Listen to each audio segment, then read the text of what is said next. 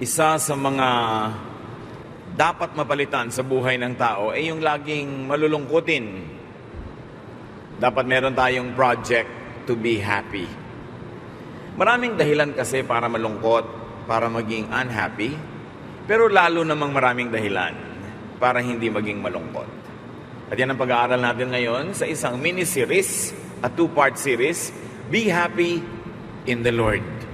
Kailangan dahil meron tayong Panginoon na tagapagligtas, tayo'y may kasiyahan na sapat sa araw-araw. Ama, salamat po dahil kami inyong tinipon sa kabila ng maraming dahilan para hindi kami makarating. Matagumpay kayo sa aming buhay at kami ay nagkatipon-tipon upang kayo'y dalhan ng aming mga handog, mga pasalamat at papuri, at ganon din naman upang humingi sa inyo ng pagpapala, ng gabay, ng kaliwanagan. Patawarin niyo po kami sa mga kasalanan namin.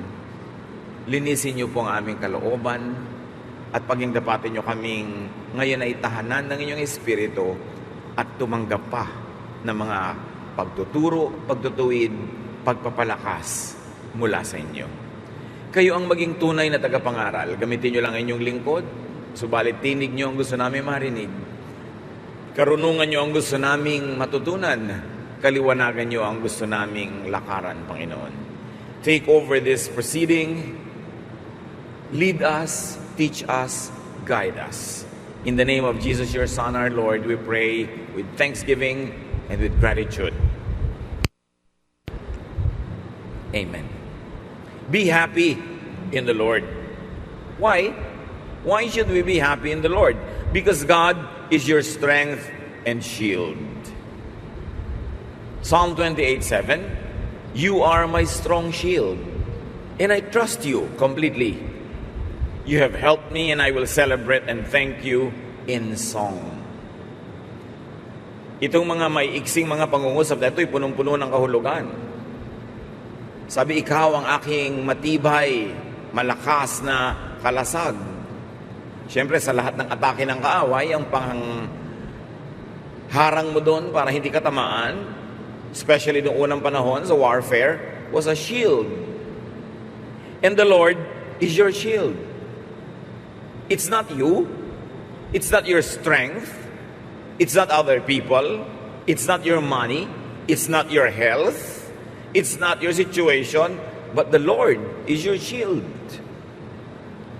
Lumulungkot tayo, pinanghihinaan tayo ng loob, pag iniisip natin, ang ating security ay nandun lang sa ating kalusugan, sa ating pera, sa presensya ng mga tao sa ating buhay, sa ating personal na kondisyon.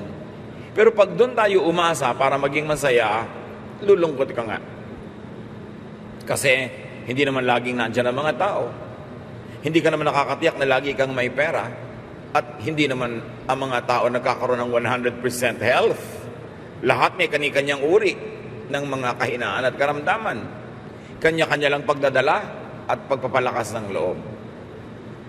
So hindi tayo, hindi ibang tao, hindi bagay ang ating shield, kundi ang Panginoon. Kaya sabi niya, I will trust you completely. Bakit maraming taong malungkot? Kasi we trust in others. We trust in ourselves. We trust in things. We trust in the weather. Alam niyo naman ang weather, nagtatanim ka, hindi mo naman alam kung makakaani ka dahil hindi mo alam kung biglang sasalakayin ng bagyo. Nagtatayo ka ng bahay, hindi mo alam kung matitirhan mo buong buhay dahil pwedeng mag-iba ng lindol. Nag-aalaga ka ng mga anak, hindi mo naman alam kung nandiyan yan hanggang pagtanda mo. Kung minsan, nauuna pa silang sumakabilang buhay. Nag-aasawa ka para may maasahan at sumaya ka, yung pala magiging kalbaryo mo lang. Pero sabi, you are my shield. And I trust you completely because only God could be trusted completely. Mga sarili nga natin, hindi rin natin pwedeng pagtiwalaan ng ganap kasi may mga kahinaan din tayo. At bakit pwedeng sumaya ang tao? Kasi sabi nitong awit, you have helped me. Past tense. Lahat tayo napatunayan na natin kung paano tumutulong ang Panginoon. Kaya nga tayo nakatayo pa hanggang ngayon. Kaya ang conclusion niya, I will celebrate and thank you in song. Magdiriwang ako. Aawitan kita. Hindi lang ako basta magpapasalamat. May awit pa, may tugtog. At pag may ganun, siyempre, may indayog, may indak, may sayaw. Pero hindi mangyayari yon kung ang aasahan natin sarili, ibang tao o mga bagay-bagay sa ating paligid. God is your strength, not you, not other people, not things, not events. Not a good weather. Paano kung yung tinatawag na bad weather ang dumating sa buhay mo? God is constant. God is ever reliable. So pwede kang sumaya basta sa Diyos ka nakatuon. Be happy in the Lord because the joy of the Lord is your strength. Not your emotion, not your feelings, not even your thoughts. Yun lang ating damdamin, yun lang ang ating emosyon, yun lang ang ating mga iniisip ang nagpapalungkot sa atin eh. But the joy of the Lord is your strength. Philippians 4:4, always be glad because of the Lord. I will say it again, be glad. So, paano ako magiging masaya? Sabi niya, because of the Lord. Not because of what's happening in your marriage, baka nga lumungkot ka. Not because of what's happening in your body, not because of what's happening in the world, in your planet, in your little barrio or barangay. It is because of the Lord that you will be glad. Nehemiah 8:10, don't be sad. There is a special day for the Lord, and He will make you happy and strong. Kung hindi ka man happy ngayon and strong, may pangakong He will make you happy and strong. Kaya kung yung ating nararanasan sa sandaling ito ay hindi sapat para tayo pasayahin, ang ating tingnan ay yung pangakong He will make you happy and strong. Kumisa naman kasi yung ating talagang paligid, yung immediate environment, yung present time, hindi nakakatuwa. Pero ang pangako, hawak ng Panginoon ang kinabukasan at kasama mo siya pagdating ng bukas. That should make you glad. Be happy in the Lord because enjoying life is the best thing you could do with it. Binigyan ka ng Diyos ng buhay. Nung binuo ka ng Panginoon sa sinabupuan na ng iyong ina, binigyan ka niya ng buhay. Nung kayang sandaling binigyan ka niya ng buhay, iniisip niya, bibigyan ko ng buhay ang taong ito para may mapaglaruan ako. Para may maparusahan ako. Para meron ako mapalungkot. Hindi. Ang kalooban ng Panginoon ay para tayo sumaya. Para lasapin natin ang lahat ng kagandahan na inilagay niya dito sa daigdig. So, ang dapat mong atupagin, kapatid, is to enjoy life. Not problematize life. Not solve all of life's mysteries and problems. You cannot. Ecclesiastes 3:12, I know the best thing we can do is to always enjoy life. Pag sinabing always, may sakit ako, nakahiga ako dito, anong nakaka-enjoy doon? O di, ipahinga mo. Marami kang oras ngayon na makipagniig sa Panginoon, manalangin. Pwede kang magreklamo na hindi ka makapag-basketball, hindi ka makapagsayaw, hindi ka makapamasyal kasi may kapansanan ka. Pero pag yun ang inisip mo, malulungkot ka nga. Pero pagka naman hinanapan mo, pinigaan mo ng pilit at kinatasan mo ng kasiyahan ng anumang sitwasyon, may makakatas ka. Because God is with you in every situation. Kaya kung nalulungkot ka, kapatid, madalas, ikaw din ang may kagagawan niya. Kung minsan dumarating, hindi naman talaga ikaw may kagagawa, nasunugan ka, hindi mo naman talaga sinunog yung bahay nyo, nasunog lang talaga.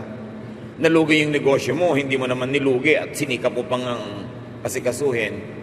Pwede ka talaga malungkot. Pero dapat sandali lang. Dapat maalala mo na may Diyos.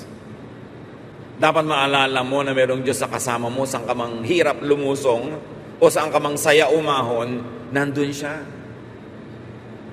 At pag naalala mo yon, magkakaroon ka ng dahilan para lumakas ang loob, sumaya, at kung di man kagandahan ng kalagayan mo ngayon ay may hinihintay kang pagliligtas, pag-aangat, pag-aahon sa iyo ng Diyos sa araw ng bukas. Because the joy of the Lord is your strength. Don't fight life. Mapapagod ka lang. Hindi ka mananalo na labanan mo ang buhay. Kung yan ang hype mo, huwag mo nang labanan. Tanggapin mo. At mag-enjoy ka na hindi ka nauumpog lagi. Dahil hindi ka katangkaran. Kung ganito ang kulay ng iyong balat, ganito ang texture ng iyong buhok, ganito ang itsura mo, huwag mong labanan. You might want to enhance it a little bit, improve it a little bit so that you could be closer to what you really would like. But there is a limit to what you can do to what is given already. Kung ito ang palad mo, tanggapin mo. Ginusto mo na magtrabaho abroad, wala namang namilit sa'yo, liban na lang napilitan ka dahil sa economic situation. Pero hindi ka naman tinutukan ng baril para mag-apply at magpunta doon. O natural, may lungkot. Pero pinili mo yan. So habang nandyan ka sa oras ng lungkot, umimbento ka ng saya. Meron pa nga ako mga kilala, lalo't bagong-bagong salta sa ibang bansa, inip na inip, lungkot na lungkot. Lalo't hindi sobrang busy. Yung trabaho, maraming oras na pwede kang malungkot. Alam mo ginagawa niya, tinitingnan niya ang relo. Ang ginawa ng taong ito, yung sweldo niya sa isang buwan, dinivide niya kung magkano per day. Kahit off day, off from work. Tapos dinivide niya kung magkano per hour. And then dinivide niya kung magkano per minute. Kaya pag nakatingin siya sa relo, naiinip siya, 5 minutes, uy, kumita na ako ng ganun. Times 5 niya. Sumasaya siya. Huwag lang sana makatanggap ng text sa mga kamag-anak na biglang gumuho ang saya mo. Dahil gusto nilang papakin yung kinita mo ng 5 minutes na yon. Pero makakaimbento at makakaimbento ka. Do not contradict nature. Lagi kong sinasabi, gusto mo garden wedding, huwag ka mag-schedule sa tag-ulan. Tapos wala kang gagawin kundi manalangin ng manalangin ng manalangin na huwag umulan. Tag-ulan yon, huwag mong labanan. Gusto mong magkaroon ng wedding sa garden na tag-ulan, edi ang ipagawa mong mga trahe de boda, kapote. Ang sapatos mo, bota. O di okay. Pero ipipilitin mong meron kang puting-puting hinihilang-hilang belo, tapos tag-ulan, nilalabanan mo yung nature nun umiimbento ka ng lungkot. Dapat sumakay ka. Tulad ngayon sinasabi, marami tayong mga fault lines sa earthquake. Yung bahay mo nasa fault line. Alam natin, hindi naman madaling maghanap ng ibang lote at magpagawa ng ibang bahay, no? Pero kahit mahirap yon, mas madali pa rin yon kaysa magdasal araw-araw na huwag kang kainin ng lupa. So gumawa ka ng paraan na hindi mo problemahin yung pang-araw-araw. So sabi mo, madaling sabihin yan, wala kaming pera, paano kami nilipat? Pero mas mahirap na lagi kang nasa peligro at nag-aalala. Hirap din lang at hirap, piliin mo na lang yung safer. Don't complain about life. Hay buhay. Hay buhay.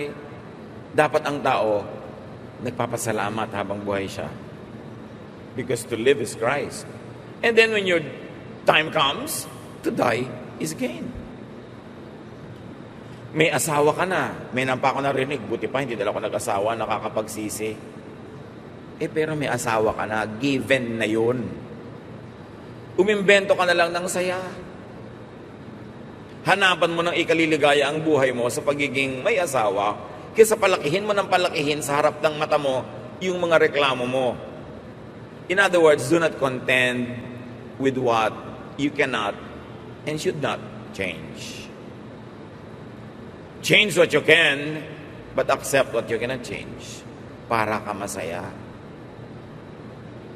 Sa ating sariling katawan, halimbawa, numinipis ang buhok mo. Kesa naman pagpilitan mo pang takpan ng mga 3 pirasong buhok yung buong ulo mo, di tanggapin mo na. May charm din naman yan. May ganda rin. Bawat tao, bawat sitwasyon may ganda. huwag nating labanan kasi dumadami ang ating stress. Being happy is the obviously better choice. That's why you should be happy in the Lord. Proverbs 15:13, happiness makes you smile. Sorrow can crush you. Proverbs 17:22, if you are cheerful, you feel good. If you are sad, you hurt all over. And here, the word cheerful enters the picture. Hindi sinabing if you are happy, you feel good. Sabi, if you are cheerful. And cheerful is not necessarily happiness. It's just the way you carry your emotion. Pagaanin mo, imbes pabigatin, be cheerful. And when you are cheerful, you smile, may nagaganap na himala. Kung sa labas ay ngingiti ka, at sisikapin mong totohanin, dibdibin, gawing totoo yung ngiti, pumapasok sa kalooban mo yung ngiti at nababago pati ang mood mo. Pero subukan mong manimangot. Kahit hindi naman ganun kasamaan yung sitwasyon, pag ginalit mo na yung sarili mo, lalo't naggalit-galitan ka na dyan, magagalit ka na nga at lalalayo ng lalala. Choose happiness. Choose cheerfulness. Hindi mo na mapapalitan yun eh. Hirap na hirap kang paliguan ng anak mo, binihisan mo, pagkatapos, ang likot-likot niya, natabig niya yung kung anong liquid, nabuhusan na naman siya, papalitan mo na naman ang damit. How can you be cheerful? Pag inisip mong, ay salamat, ang anak ko hindi paralyzed. Kasi kung paralyzed siya, wala siyang matatabig. Pero salamat, hindi siya paralyzed. At salamat, meron kaming gatas na natatabig. At salamat, may damit pang pampalit. At nakita mo sa relo, late na kayo, salamat, may relo kami. Hindi ka naman mauubusan ng ipagpapasalamat kung gugustuhin mo eh. Pero hindi ka rin mauubusan ng irereklamo kung gugustuhin mo rin. Be happy in the Lord, because being happy is high expression of gratitude to God. Pagtanaw ng utang na loob sa nagbibigay yung masiyahan. Anak ka, inabutan ka ng magulang mo ng allowance. Look happy, be cheerful, and be happy. Dahil meron kang gratitude. Magpasalamat ka. Kahit hindi ganun kalaki ang binigay tulad ng gusto mo, magpasalamat ka. Una, may magulang ka. Magpasalamat ka at may ibinigay kaysa wala. Hindi yung binigyan ka, tapos kasimangot kang ganun. May niregaluhan mo, tapos nakita yung kulay, nanimangot na, hindi nagustuhan yung kulay. Magpasalamat tayo sa lahat ng binibigay sa atin. Because God does not owe us anything. So kung masaya ka at pinapasaya mo ang sarili mo, nagpapakita ka sa Panginoon ng pagtanaw ng utang na loob sa buhay na ipinahiram niya. Psalm 103, 1-2. With all my heart, I praise the Lord. And with all that I am, I praise His holy name. With all of my heart, I praise the Lord. I will never forget how kind He has been. So sabi niya, with all, paulit-ulit yung all, with all my heart. With all my heart, with all that I am. Ibig sabihin, all of me, including my situation, my condition. With all of me, even though may sakit ako ngayon, kasama yun sa situation ko, with all of me, with all of my diseases, with all of my difficulties, I will praise the Lord. Hindi conditional. Pag lang gusto kong nangyayari, doon lang ako magpupuri. Pag gusto ko lang yung amount na ibinigay ng magulang ko, doon lang ako magte-thank you. Pag gusto ko lang yung kulay na regalo sa akin na damit, doon lang ako magpapakita ng kasiyahan. No. With all of my heart, with all of my situation, I will be grateful for life. So be happy in the Lord, because being happy ministers to others. Sabi ng iba, eto po siya, minister of the gospel. Ako yan ang tawag sa mga pastors, preachers, etc., etc., minister of the gospel. What is the gospel? The good news of salvation. The good news of life eternal. The good news that we are forgiven from sin and we can be happy. So everybody is a minister of the gospel. When your lifestyle shows people that you are saved and that you have a Savior. So we are ministers of the gospel. It is important to minister to people by making them happy, by encouraging to be happy, by being happy yourself. Romans 12:15, when others are happy, be happy with them. It's a ministry. Don't be a spoiler. Pag merong taong masaya, please, huwag niyong sirain ang saya niya. Dahil madalas, mahirap gumawa ng saya. Tapos nakagawa na siya, sisirain mo pa. Mamimintas ka pa. Yung pamimintas, yung pamumuna, inilalagay din sa oras at lugar. Hindi kung kailan tuwang-tuwa yung tao sa damit niya, kahit napapangitan ka, hindi yun ang oras para sabihin yun. Kasi salamat na lang, masaya na siya. Another time, another place. Pwede mong masabi sa ibang panahon na alam mo, yung suot mo ng isang araw, palagay ko may improve mo pa. Kung susunugin mo ang isinuot mo. Pero hindi nung habang suot ka, happy siya. Sa ibang oras na lang. Kasi nandun siya sa karurukan, lumilipad siya sa hangin ng ligaya, bigla mong babarili para malaglag sa lupa, para lang ipakita mo na may taste ka, para ipakita mo lang na mas marunong ka, mas magaling ka. That's unkind. Don't make it rain on other people's parade. Yung pagiging masaya, ministry to others, kasi nakakahawa yun. Yung lagi kang malungkot at naninimangot at nagmumukmok, downer yon, nakakahila pababa sa mga nakakakita sa'yo. You cannot always be happy, but you can be cheerful. What is it to smile? Kahit ba malungkot ka, mahirap bang ngumiti? Isipin mo na lang, ministry mo yon sa iba. It is selfish to always be sad. Alam niyo yung mga taong laging malungkot, laging nagmumukmok, lagi mong aamu-amuin, lagi mong titingnan-tingnan, isasama mo sa okasyon, laging, kain ka na, ayaw asikasuhin ang sarili, ayaw kumibo, halika dito, lagi mong isinasali sa conversation, ayaw magsalita, lagi mong tatanungin para kumibo. Alam niyo ba na selfishness yan? Parang lagi niyo hinahagis ang sarili niyo sa bintana at inoobligan niyo lahat ng taong saluhin kayo. Parang lagi niyong palulungkutin ang sarili niyo at tungkulin ang lahat sa paligid niyo na kayo'y pasayahin. Sobrang pagiging makasarili yan. May pananagutan tayo sa isa't isa na pagaanin ang buhay nila. Hindi laging tayo'y magpabigat. Kung nakita mo may kamag-anak ka, kaibigan na ang saya-saya, ang ligaligaya, kahit talagang nakatiming ka ng mangutang ngayon, ipagpaliban mo naman. Sumaya na nga siya. Alam niyo yung nagmamaneho kayo paakyat ng burol, ang tarik-tarik, ang hirap-hirap bumuelo, hindi mo haharangan yung sasakyan sa oras na yon para tumigil. Dahil baka umatras, baka hindi na makaahon. Hayaan yung makarating doon sa dulo at saka na kayo magbigay ng mga abala.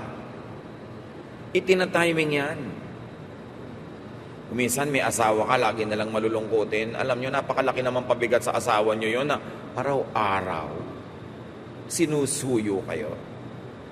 Araw-araw pasasayahin ka. Araw-araw yung mga reklamo mo pakikinggan, napakalaking pabigat sa kapwa, yung maging malungkot. Kaya bilang tulong na lang natin sa ating kapwa, kahit hindi tayo ganoon talaga kasaya, we can at least be cheerful.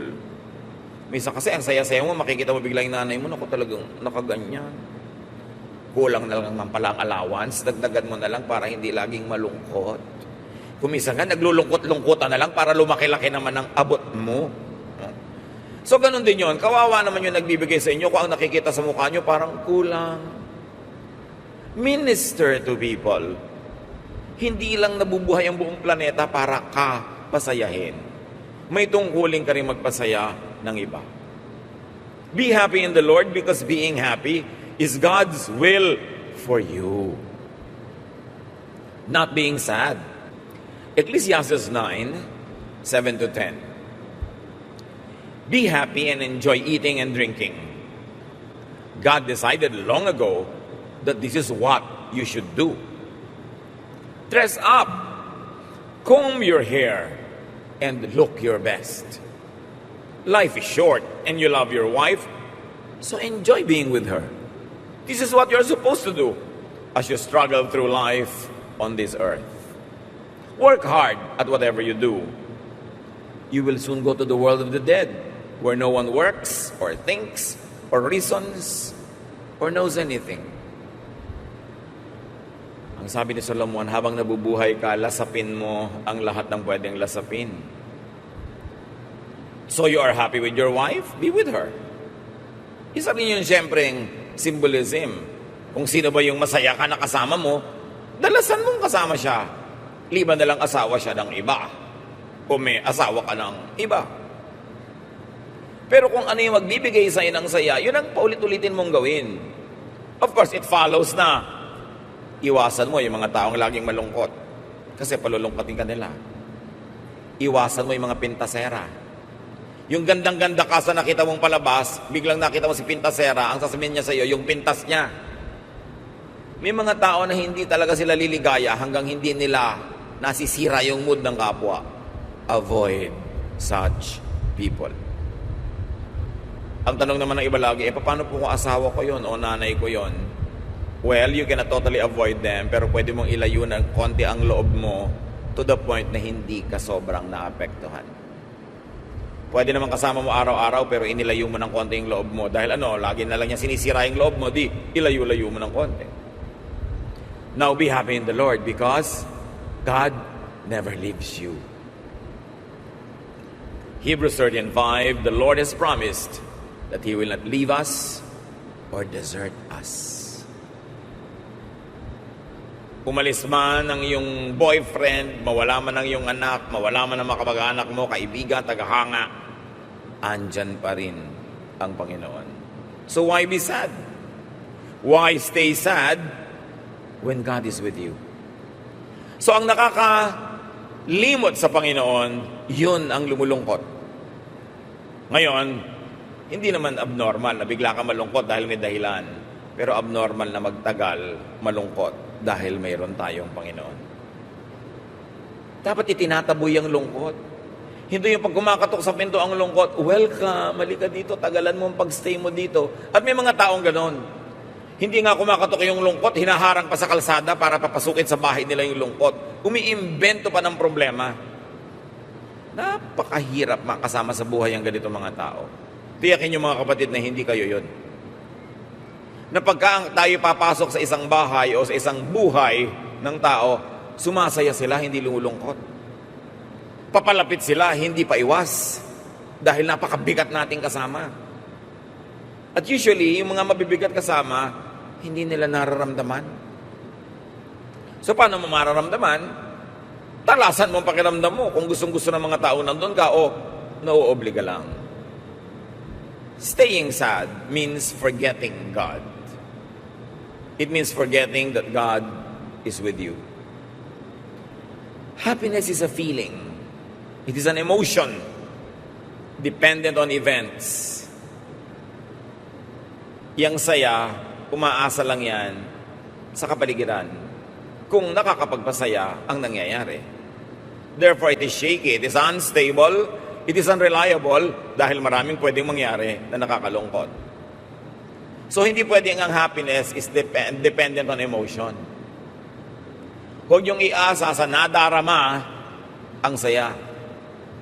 Happiness could be a decision, a choice, dependent on knowledge and faith, not on emotion, not on situations, not on conditions.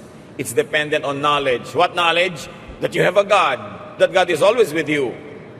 And it is dependent on faith that God will not leave you or forsake you. Pag iniasan nyo ang kaligayahan sa damdamin, up and down, on and off, kasi ganoon ang damdamin.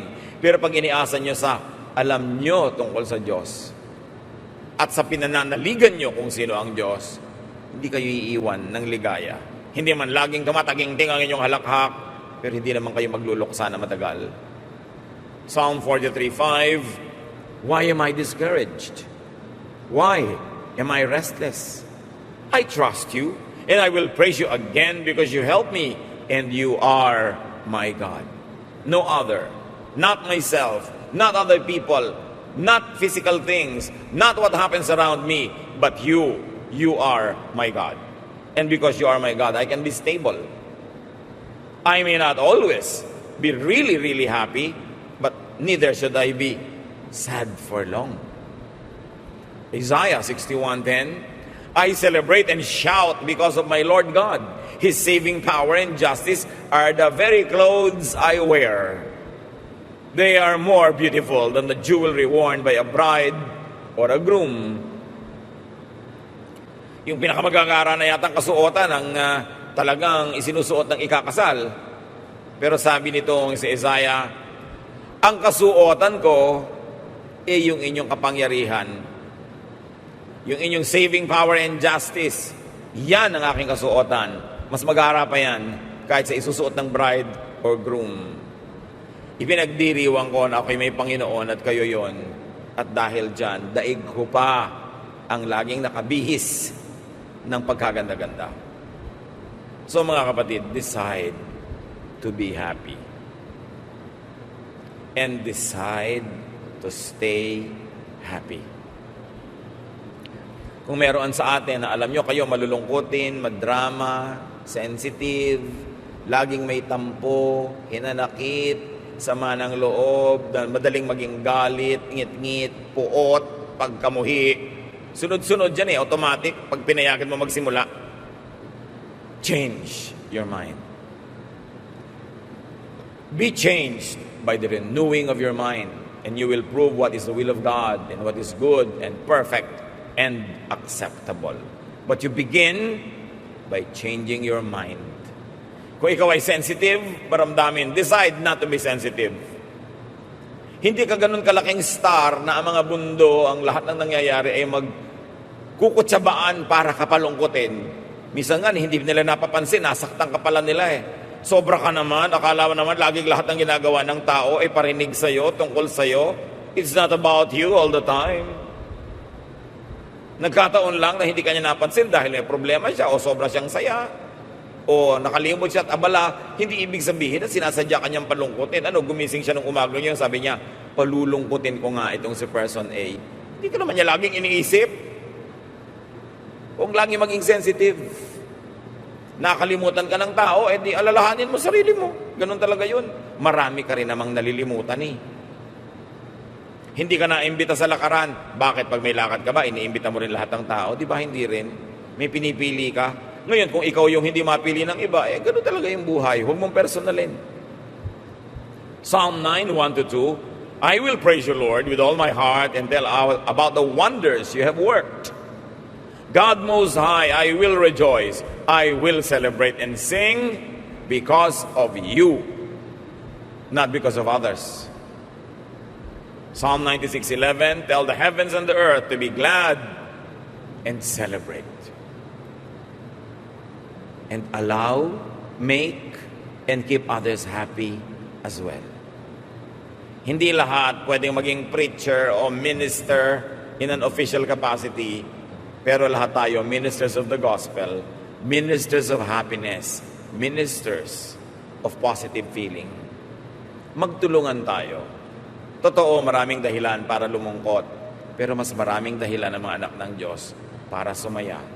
At kung di man maging talagang masayang-masaya dahil may kalungkutan, huwag naman sobrang magluksa na parang wala tayong Diyos at wala tayong pag-asa. Sa mga mahilig magreklamo, mamintas, manira ng loob ng kapwa, let us change. Gawin naman natin yung presence natin regalo at hindi parusa sa kapwa. Gawin natin na yung mga salita na nagmumula sa ating bibigay blessing at hindi sumpa. Marami nang mabibigat na dala ang ating mga kapatid at mga kaibigan. Huwag na tayong dumagan pa. Hindi naman kailangan gawin. Ama namin sa langit, nawa pagkalooban nyo kami ng kaliwanagan. para lalo namin makitang sa iksi ng buhay na ito sa lupa, dapat talaga kaming magpasaya sa sarili, magpasaya sa kapwa, at lalong-lalo na magbigay ng kaluguran sa inyo. Maraming dahilan para malungkot, yes. Pero lalong maraming dahilan para magdiwang. Ituro niyo sa amin, Panginoon, na piliin ang tinitingnan, tinititigan, piliin ang pinag-uusapan, piliin kung ano ang pinapayagan namin, laging maging laman ng aming isip. And may we always be positive, cheerful, and whenever possible, really happy. Teach us to be ministers of happiness. Pag-isip-isipan natin mga kapatid sa ilang saglit ng katahimikan, pasayahin pa natin mga sarili natin at ang ating kapwa. Lord, as we remain silent before you, give us practical ideas how to turn this ministry of happiness into daily reality.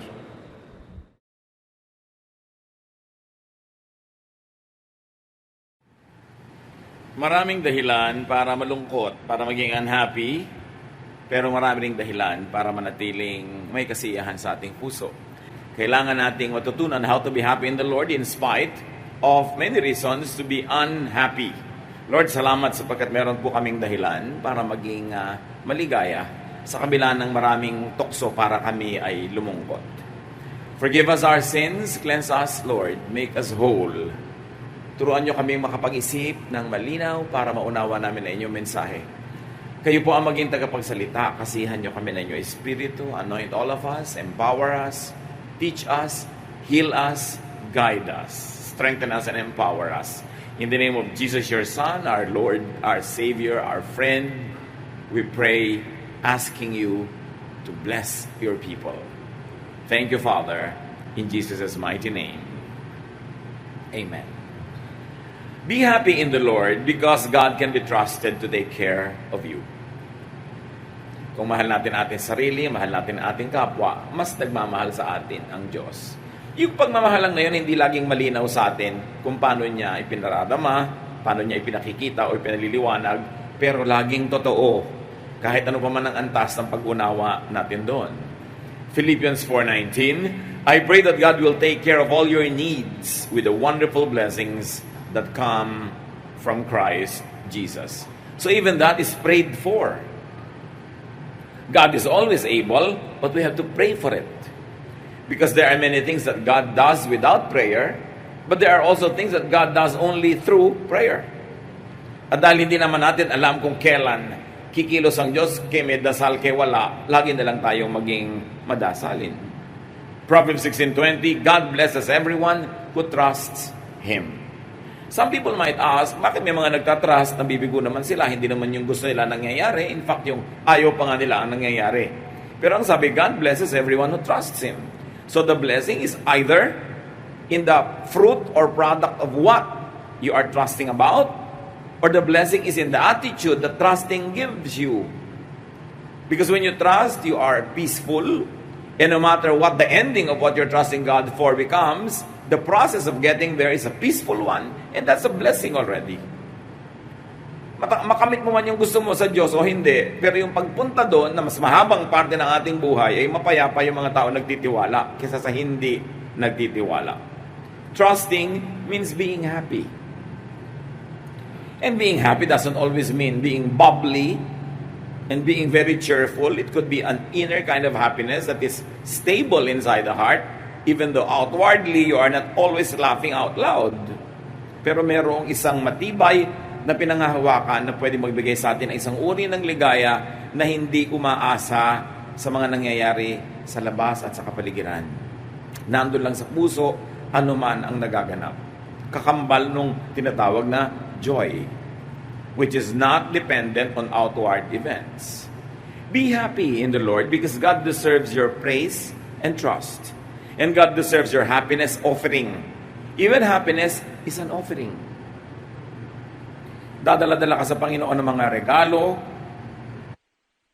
para sa mga kapuspalad at gusto niya yon. Nagdadala ka ng offering para sa Kanya. Nagdadala ka ng offering para sa Kanyang mga lingkod. At nagdadala isa sa mga offerings na yan, yung talagang para sa Panginoon, yung siya ang nag-enjoy, yung ating happiness offering. Pinakikita niya tayo na may kapayapaan, pagtitiwala, na nagbibigay tuloy ng isang uri ng ligaya that is independent of cheerfulness. An inner kind of happiness. At tayo man, kung may mga nasasakupan, mga empleyado, mga anak, mga dependents, pag nakikita nating may saya sila, sumasaya rin tayo bilang kanilang mga magulang, lalo yung Diyos natin sa langit. Psalm 33 verse 1, You are the Lord's people. Obey Him and celebrate. He deserves your praise. Maraming pwedeng ireklamo, pero kung magbibilang ka talaga, if you'll really sit down and count your blessings, mas maraming dapat ipagpasalamat. Hindi lang service o material offering ang kailangan ng Diyos. Gusto rin niya yung offering of a heart that is grateful, a heart that is joyful. That's how you minister to the Spirit of God. Dahil alam naman natin, ang God din may emosyon. The Lord is saddened, the Lord is burdened, the Lord is made glad. Kaya anong ministry ang ibibigay ng mga anak niya sa ating Panginoon? A happy heart makes God happy. Psalm 89:15, Our Lord, You bless those who join in the festival and walk in the brightness of Your presence.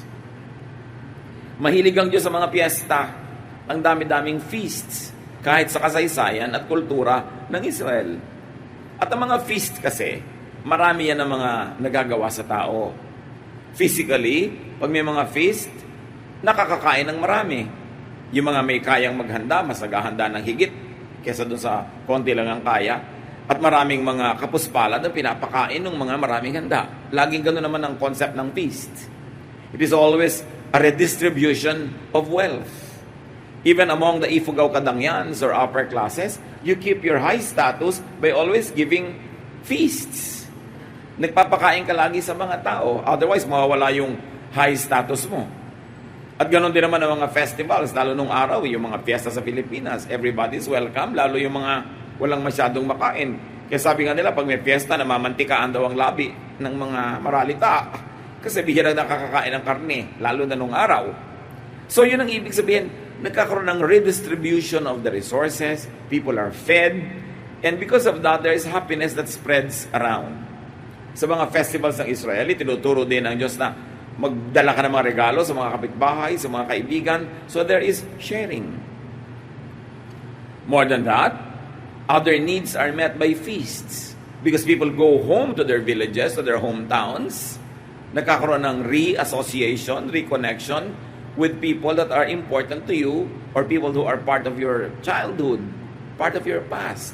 The community is re-cemented in many ways. And of course, feasts also create economic activity. There are many people who make livelihood out of feasts. Iba-ibang mga hanap buhay na may kinalaman dyan. So it is really good for the community. Basta hindi wasteful.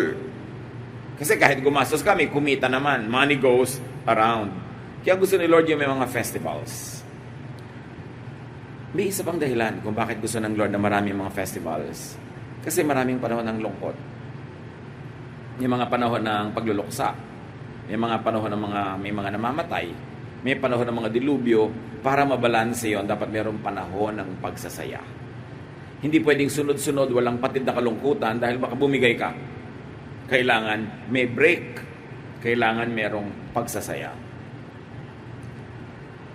Be happy in the Lord because cheerfulness and happiness grows and multiplies in you and in others. Pag pinapasaya mo ang iyong sarili, sumasaya ka naman talaga eh. Pag pinapalungkot mo ang iyong sarili, lumulungkot ka nga. Pwede hindi ka maging totally masaya kung pinipilit mong pasahin ang sarili mo, pero kahit paano, sasaya ka rin. At pwede ka rin namang hindi masyadong sobrang malungkot pag pinapalungkot mo ang sarili mo, pero maapektuhan ka rin at lulungkot ka rin kahit paano. So mabuti pa, pasayahin mo ang iyong sarili. Proverbs 15:30, a friendly smile makes you happy. The smile of other people makes you happy. And when you smile, you don't only make people happy, you make yourself happy. Sa ginagawa ng mukha mo, ng mga muscles and tissues, na pag-smile, may nangyayari sa iyong katawan, nagkakaroon din ng chemical changes, na nagkakaroon ka rin ng happiness. Nakakapagod naman nga ngumiti, pero nakakapagod lalong sumimangot. Alam na natin yung scientific studies na mas maraming facial muscles and tissues ang nagtatrabaho pag naninimangot ang tao kaysa pag ngumingiti. So manimangot ka lang, talagang mapapagod ka na, lulungkot ka na. And you affect other people also. Minsan ang saya-saya mo, may makikita ka mukha na nakasimangot, ang lungkot-lungkot, nahahawa ka rin. You know that happiness is a ministry. Kasi nakakapaghawa ka ng tao. Loneliness is also a negative ministry kasi may maihahawa at may maihahawa ka rin. So sikapin natin na yung paghahawa na ginagawa natin sa mga tao, yung nakakapagpaangat ng kanilang damdamin, hindi nakakapagpabigat. Be happy in the Lord because Jesus is victorious over the world and over your unhappiness. Don't behave like a loser. Because Jesus is victorious and His people are victorious with Him. John 16:33, I have told you this so that you might have peace in your hearts because of me. While you are in the world, you will have to suffer. But cheer up, I have defeated the world. So sinasabi ng Panginoon, sinasabihan ko na kayo paulit-ulit para magkaroon kayo ng kapayapaan dahil sa akin. Hindi dahil sa inyo. Hindi dahil sa ibang tao, hindi dahil sa weather, hindi dahil sa climate, kundi dahil sa akin. Nasa mundo pa kayo, sabi niya, kaya natural, magkakaroon kayo ng mga pagdurusa. Pero magdiwang kayo dahil nagapi ko na ang mundo. Hindi niya sinasabing walang suffering. Niya meron. Natural. Kasi nasa isang mundo kayong hindi perfect. A world that was made imperfect by sin, therefore it has consequences. And you don't only blame Adam and Eve because we ourselves commit sin. Kahit hindi naman nagkasala si Adam at si Eva, baka ikaw patuloy yung lumabas sa kauna-unahang tao nagkasala. Kasi magkakasala ka eh. At sabi niya, dahil dyan, may kakambal talagang pagdurusa ang buhay. So wag na kayong magulat. At wag na kayong masyadong padala sa kalungkutan kung may suffering. Natural lang yon. Pero pasiglahin nyo ang sarili nyo sa katotohanan na ito, natalo ko na ang daigdig. Natalo na niya ang kamatayan. May lalala pa ba kundi sa kamatayan? Na in the Lord, pagka namatay ang kanyang mga mananampalataya, immediately you are in the Lord's presence. And all sufferings end. And you have eternal life. What is life on earth? 80, 70, 90 years? And even that is the total suffering. Sufferings are only tiny dots in a long, otherwise, really, admittedly, happy life. Pinapalaki lang natin yung anino ng lungkot, kaya nararating tayo. Parang nakikita nyo pag may anino at mababa ang liwanag, ang haba ng anino. Pero yung pinanggagalingan nun, maiksi lang. Malayo sa'yo, pero nararating ka kasi anino siya. Pag nilikhaan nyo ng anino, ang kalungkutan, yung mga matagal lang nangyari hanggang ngayon, pagluluksa mo pa. Yung maliit na bagay, hahaba at mararating ka, lalaki. Kasi parang anino yon. But God is light. And in the light of God, no dark shadows are allowed to prevail. Sa liwanag ng Diyos, walang anino, walang dilim na magtatagumpay. Kaya mahalaga na nagliliwanag ang Panginoon sa ating buhay. And you've got to find ways to let God shine in your life. Ikaw ang hahanap nun para maging totoo yon sa iyong buhay. See, feel, and operationalize the victory of Jesus. Huwag magpapadaya kailanman dahil yung pinakamalaking giyera sa lahat na pagtagumpayan na ni Jesus. Be happy in the Lord because you have abundant reasons to be happy. Be grateful. Always count the blessings. Psalm 103 verse 2, with all my heart, I praise the Lord. I will never forget how kind He has been. He might not seem to be very kind now in my point of view because of what's happening in my life, but I will never forget how kind He has been. A present perfect tense. He has been being kind. Patuloy siyang nagiging mabuti mula noon hanggang ngayon, although pwede kang mabulag ng mga present suffering that you don't see it. But tomorrow, when the suffering has subsided, you will have a clearer point of view and you will see that God has always been kind. Kaya mapalad yung mga malakas ang pananalig. Ano man ang nangyayari, hindi sila natitinag. At natitinag man, konti lang. Hindi sila nagigiba. Hindi sila sumasadsad. Bagamat paminsan-minsan ay natatapilok sa buhay. Mas maraming dahilang sumaya kaysa lumungkot. Kailangan lang piliin ng tao kung saan siya titingin at anong attitude ang ipapataw niya sa mga nangyayari sa kanyang paligid. Be happy in the Lord because happiness in fullness is Jesus' gift to you. Buo. At yan ang handog ng Panginoon sa atin na kanyang mga hinirang at iniligtas. John 10:10, a thief comes only to rob, kill, and destroy. I came so that everyone would have life and have it to the fullest. Yun ang kalooban ng Panginoong Jesus para sa atin. Kaya siya dumating para magkaroon tayo ng buhay, buhay na puno, buhay na makahulugan, buhay na masagana. So enjoy that gift. Find it because it has always been there. Kailangan makadevelop tayo ng positive attitude to see the gift. Meron kasi mga tinitingnan tayo, yun ang gusto natin, hindi naman pala yun ang gift para sa atin. Nagmumukha tuloy walang para sa atin, pero ang tinitingnan mo kasi hindi para sa iyo. Kailangan maging sensitive tayo to know, to see, to sense what gifts Jesus has already given us. Be happy in the Lord because enjoyment, even of and especially of work, is God's will for you. Marami tayong mga work-related stresses, work-related unhappiness, work-related reklamos sa buhay. Pero sabi sa Ecclesiastes 3:22, we were meant to enjoy our work. And that's the best thing we can do. We can never know the future. Enjoy your work. Be thankful for your work. If you like another kind of work, look for it, find it, get it. But while it is not yet in your hands, enjoy whatever work you have now. After all, it gives you income. It gives you meaning. It gives you fruitfulness. It gives you importance in the economy of things. Hindi man yun ang pinakagusto mo, pero habang hindi mo pa napapalitan, teach yourself to enjoy it. Mabuti na na-enjoy mo yon kaysa nagre-reklamo ka, pag gagawin mo rin naman kahit hindi ka nag-enjoy, ba't di mo pa enjoyin?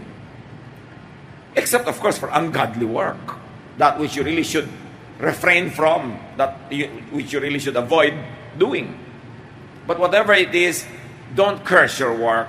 Don't curse your workplace. Don't curse your employer. Wala namang pumilit sa iyo na magtrabaho ka dyan. Bakit kaya pati yun itinuturo sa atin? Kasi you work 5 or 6 days a week. Ang dami nun. And if you have to work 8 hours a day, that's 1/3 of your life.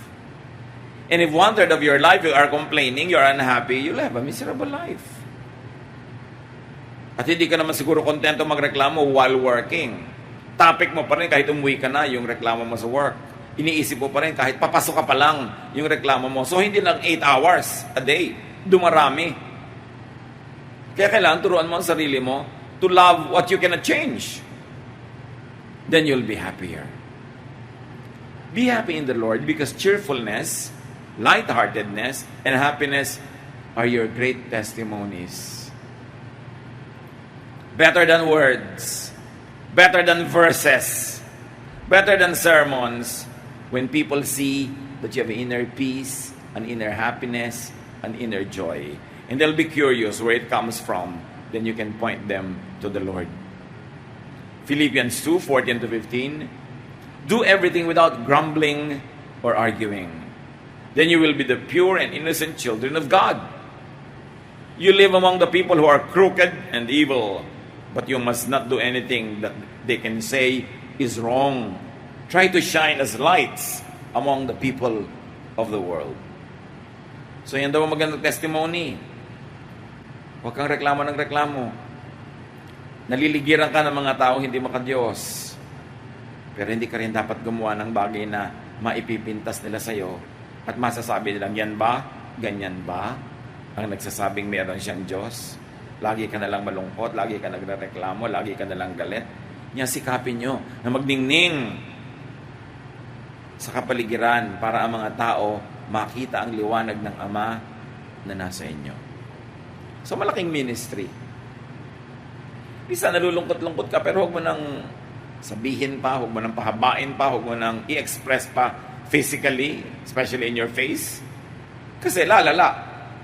Yung lungkot kasi habang ina-entertain mo, yung lalong lulungkot siya. Dadami. Parang saya, pagka pinapasaya mo lalo, dadami rin yung saya. So, ano ang pinapadami mo sa iyong buhay? Colossians 3:23-24, do your work willingly, as though you were serving the Lord Himself, and not just your earthly master. In fact, the Lord Christ is the one you really are serving, and you know that He will reward you. Siyempre, ang talagang unang-unang level of meaning nito applied to Christian workers, to church workers. It says, always do your ministry willingly and lovingly as if you are serving the Lord. Because in fact, because that is ministry, you are really serving the Lord. Not your earthly masters, not your earthly supervisor or director or elder or pastor. Whenever you do anything in church, whenever you do godly service, God is your boss. God is your employer. So don't be distracted by the human organization, peopled by humans. Look beyond them. You are there because you are serving God, not because of them. But because they are earthly leaders, they should be followed so that there's an organization. But it doesn't follow that you will always be happy with your leaders. When you serve God, when you serve in the ministry, it doesn't mean that you will always be led well, efficiently, nicely, because tao rin naman yung mga leader dyan. Kaya sinasabi dito sa Colossians, palampasin mo ang mata mo sa yung mga earthly leaders at isipin mong naglilingkod ka sa Diyos kasi talaga namang sa Diyos ka naglilingkod. Of course, yun ang number one na application yan sa church workers. Pangalawa, syempre, kahit sa mga tinatawag nating secular work or employment. Because God is the giver of all talent. God is the giver of all skills. And God is a God of order, of economy, of productiveness and fruitfulness. Therefore, economic activities, activities that give order and prosperity to society, are activities that are really under God. Kaya kahit may mga naka-assign na naman dyan ng mga leaders, kaya sa gobyerno, kaya sa mga corporate organizations, nandun pa rin sila dahil inilagay sila doon ng Diyos, o kung hindi man Diyos, sila ang gustong-gustong choice ng Diyos, pinapayagan pa rin sila ng Diyos na nandun. Therefore, sabi niya, obey them. Like you're obeying God. Because in fact, whenever you obey leaders who promote productivity, orderliness, civility, fruitfulness, you are serving God. Because all of those activities are activities under the supervision of God Himself. Remember, idinidiin na kahit pa nga hindi mo gusto o may nakakainis doon sa mga human leaders, palampasin ang tingin at isipin mo sa Diyos ka naglilingkod. Mga kapatid, happiness is a feeling. It is an emotion dependent on events. Happiness depends on happenings. Therefore, they are shaky, unstable, unreliable. When happiness is dependent only on events, you will have many times to be sad. Because events are not always happy events. But happiness could also be a decision, a choice, dependent on knowledge and faith. So happiness can be dependent on happenings. Mabuay, mahina, marupok, kasi ang events hindi lagi maganda. But happiness can be also caused by faith in God, by knowledge of God. Therefore, happiness can be a decision and a choice. Kung hindi ka pinasasaya ng event, Gamitin mo ang iyong pananalig at gamitin mo ang karunungan mo tungkol sa Diyos at magpasya kang sumaya sa kabila ng event. Not because of the event, but in spite of the event. Kaya may nagsasabi, naku, birthday mo bukas, wag na lang nating ituloy kasi nasalanta ang bansa. Pero hindi naman po tayo nasalanta dito sa barangay natin, hindi ba natin ito pwedeng ituloy? Kung naman nasalanta yung malayo, hindi ka na rin magsasaya. Ang gawin mo, magpadala ka na maitutulong, ipadalangin mo sila, pero magsaya ka. At least may natitirang masaya ng mga tao sa bayan para makapag-minister doon sa talagang mga malulungkot. Kung maglulungkot-lungkot ka na rin, baka mamaya isa ka na rin case. Isa ka na rin problema. Kaya, mas maraming malungkot, may tungkulin kang pasayahin ang sarili mo. Just do not be insensitive to their sufferings. Huwag naman yung kakain kayo sa restaurant, isi-selfie picture mo pa, papakita mo pa kung gaano kasarap at ilalagay mo sa Facebook habang ang daming nagugutom. It's at a time para mag-display ng mga ganon. Pero, pwede mo namang gawin. Kaya lang, gusto mong tumulong, imbes na ang mahal-mahal nung uubusin mo sa yung celebration, edi kalahati ipadala mo sa mga nangangailangan, pero ituloy mo pa rin yung saya nyo. You don't have to hold your breath just because some people are drowning. Some people have to be kept alive and afloat so that they could help those who are in need. So kung masaya ka, alagaan mong sarili mo and you don't have to be guilty. Just don't be insensitive. And be happy proportionately. Magtira ka para sa iba, magbigay ka para sa iba, but keep yourself happy. Proverbs 15:15, the poor have a hard life, but being content is as good as an endless feast. So sabi, ayan, ang mga maralita, hirap ang buhay, pero kung kontento ang mahirap, nagpasya siyang tanggapin ang hindi niya kayang palitan ngayon, tanggapin ang kanyang palad, at umimbento siya ng saya, daig pa niya yung mga mayayaman. Kahit sa mahirap, ang buhay niya parang walang katapusang piyesta. Hindi dahil marami siyang kinakain, kundi dahil tinuruan niya ang sarili niyang makontento. Kasi kahit ang dami-dami mo ng pagkain, kung reklamo ka pa rin ng reklamo, wala pa rin. Magtataka ka naman yung iba, ang gaganda na ng asawa, ang gagwapo na ng asawa, hiniwalayan pa. Mahanap pa ng ibang reklamo. Hindi pa ba naman sapat yung pag nagising ka ng alas 3 ng umaga, yung nakikita mong nakahiga doon sa katabi mo, masarap tingnan. Kahit pa may mga kapintasan na. O kaya hindi naman masarap tingnan, pero masarap naman siyang magluto ng kape. Hindi, sumaya ka na rin. Puro kape na lang ang isipin mo. Huwag mo na lang tingnan. Lagi ka namang may maipagpapasalamat, may mapupuri sa kapwa. Kahit anong sitwasyon mo, kung hahanap ka na ipagsasaya, meron. So ang kasiyahan, mga kapatid, hindi dependent on what you have. Dahil kung yun ay gano'n na totoo, dapat ang saya-saya na ng mayayaman. Dapat ang saya-saya na ng mga sikat. Dapat ang saya-saya na ng matatalino. Pero hindi yun yung nagpapasaya sa tao. Ang nagpapasaya sa tao, yung puso niya. Yung korte ng utak niya. Kung paano niya binibigyan ng frame ang mga nakikita niya sa buhay. Kung pinapasaya niya o pinapalungkot ang sarili. So even the poor who have a hard life can have an endless feast as long as they are contented. Job 8:21, and so He will make you happy and give you something to smile about.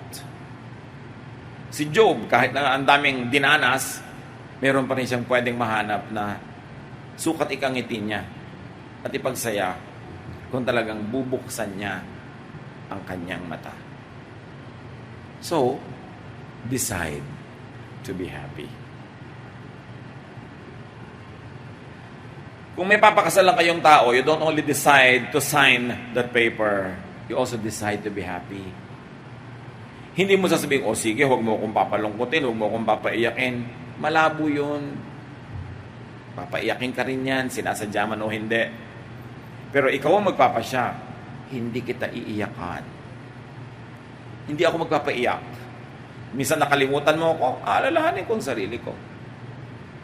Nagsalita ka ng masakit sa akin, iisipin ko, nababaliw ka lang.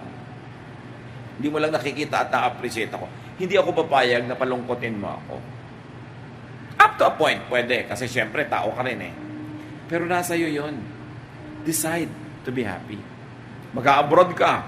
Alam mo naman, maiinip ka. O homesick. Decide that you will find happiness there. Hindi ka dapat mag-guilty na malayo ka sa pamilya mo, may kasiyahan ka. Kaya naman, ibalik ka ditong baliw. Ibalik ka ditong nasa kahon dahil nagpakamatay ka na sa lungkot. Duty mo rin pasahin ang sarili mo para hindi ka nila masyado alalahanin at ma-preserve yung buhay mo para makauwi ka pa ng buo. Yung iba kasi, laging nagigilty pag masaya sila. Parang, yun nga, ang sarap-sarap ng pagkain natin, walang makain doon sa mga storm-ravaged areas. Anong gagawin mo? Hindi man madala doon yan. Ang gawin mo, kainin mo, magdala ka ng donation, padala doon para masaya lahat. May naitulong ka.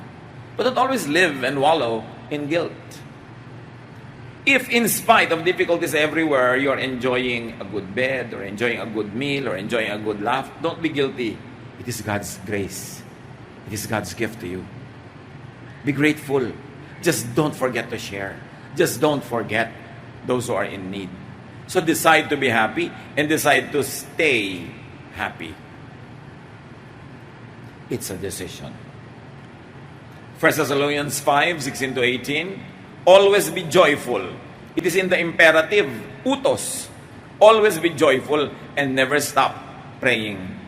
Whatever happens, keep thanking God because of Jesus Christ. This is what God wants you to do. Thank God for this life. And when you find so many reasons to complain about this life, thank God for the next life, which is longer, longest, forever. May maipagpapasalamat ka pa rin. Habakkuk 3:18, but I will still celebrate because the Lord God saves me. And if the Lord God does not save your body from suffering, from disease, from illness, if the Lord God does not save your body from drowning or difficulty or hardship, the Lord will save your spirit from eternal suffering. May maipagpapasalamat ka kung pipiliin mo yon. Romans 15:13, I pray that God who gives hope will bless you with complete happiness and peace because of your faith. And may the power of the Holy Spirit fill you with hope. So, happiness and the peace that gives you happiness is because of your faith. It's not because of the weather. It's not because of the economy. It's not because of people. It's because of your faith. And faith is strong. Faith is permanent as long as you don't let it go. And you hope, not because of the economy, not because of the environment, not because of the weather, but because the Holy Spirit fills you with hope that is beyond human reason, beyond understanding, because it is heavenly. It is in another dimension. That's why people who believe, people who hope in God, will always have a reason to be happy, no matter what happens. So decide to be happy, decide to remain happy, and help the sad, help the needy, minister to them, be sensitive, be kind to them, infect them with your joy. Instead of be affected by their sadness, wala nang tutulong sa kanila, wala nang sasagip sa kanila, kung pati kayo ay sasali sa kanilang mga pagluluksa. Help people to be happy and help them to stay happy. Make others happy. Allow people to be happy. If you could be an instrument of people's happiness, become instruments. It is a great priesthood. It is a great ministry. But remember, you cannot give what you do not have. So you cannot give happiness, you cannot make people happy unless you are happy yourself. So pasayahin mo ang sarili mo for your own comfort, for your own enjoyment, and then to empower you to minister to others. Panginoon, turuan niyo kami na magkaroon ng matala sa paningin. Makita namin maipagdiwang ang mga bagay na dapat ipagdiwang sa kabila ng mga dahilan na kabaligtaran ito. Turuan niyo kaming manalig sa inyo. Makita kayo. At kung hindi namin makita, sa limitado naming pananaw, maramdaman namin. At kung hindi namin maramdaman, mapaniwalaan ng aming espiritu ang dapat paniwalaan. Turuan mo kami na magkaroon ng katatagan, maging buo ang aming loob sa pagharap ng mga bagay-bagay sa buhay na ito. At hanggat maaari, hindi lang kami mag-survive, kundi maging happy pa kami at makapagpasaya rin kami ng aming kapwa. Teach us how to make others happy, especially those who are close to us. Pagbulay-bulayan natin mga kapatid sa ilang saglit, manahimik tayo sa presensya ng Espiritu at paturo tayo sa Ama kung paano pa natin pasasayahin natin mga sarili at ang ating kapwa.